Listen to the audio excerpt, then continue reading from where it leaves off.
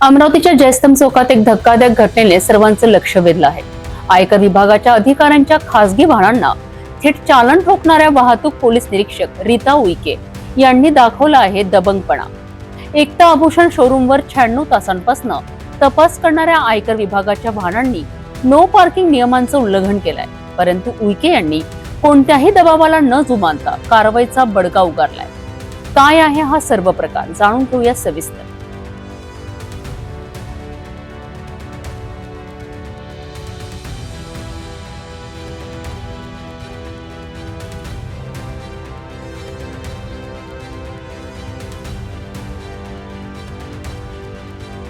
अमरावती शहरात गेल्या 3 दिवसांपासून आयकर विभागाचे अधिकारी तळ ठोकून होते।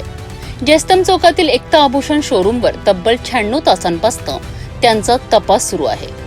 या तपासासाठी नागपूरसह इतर ठिकाणांहून आलेल्या आयकर अधिकाऱ्यांनी खासगी इनोव्हा वाहनांचा वापर केलाय, परंतु या वाहनांनी जयस्तंभ चौकात नो पार्किंग झोनमध्ये नियमाचं सर्रास उल्लंघन केलंय। वाहतूक पोलीस निरीक्षक रीता उईके यांनी रस्त्यावरील अनधिकृत पार्किंग विरुद्ध कारवाई सुरू केली असताना त्यांच्या नजरेस ही आयकर विभागाची खासगी वाहनं पडली। एकता आभूषण शोरूम समोर उभी असलेली ही इनोव्हा वाहन नो पार्किंग झोन मध्ये उभी होती। आयकर अधिकाऱ्यांनी ही आपली वाहनं असल्याचं सांगितलं आणि दबाव टाकण्याचा प्रयत्न केला, परंतु रीता उईके यांनी कोणत्याही दबावाला बळी न पडता आपल्या कर्तव्याला प्राधान्य दिलंय। उईके यांनी थेट 3 ते 4 इनोव्हा वाहनांना चालन फटकारलं। वाहतूक नियम सर्वांसाठी समान आहेत असं ठणकावत त्यांनी आपल्या पदाचा योग्य वापर करत कारवाई केली आहे। आयकर विभागाच्या अधिकाऱ्यांच्या वाहनांवर कारवाई होण्याची ही पहिलीच वेळ असल्याने अमरावती शहरात याची जोरदार चर्चा सुरू आहे। रीता उईके यांच्या धाडसी कारवाईने त्यांना दबंग वाहतूक पोलीस अधिकारी म्हणून प्रकाश झोतात आणला आहे।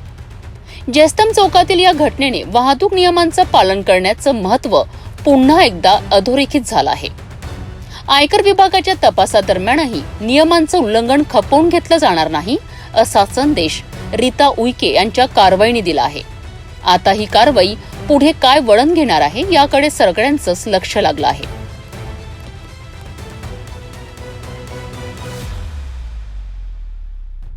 शहरातील जयस्तंभ चौकात रीता उईके यांनी दाखवलेला हा दबंगपणा खरोखरच कौतुकास्पद आहे।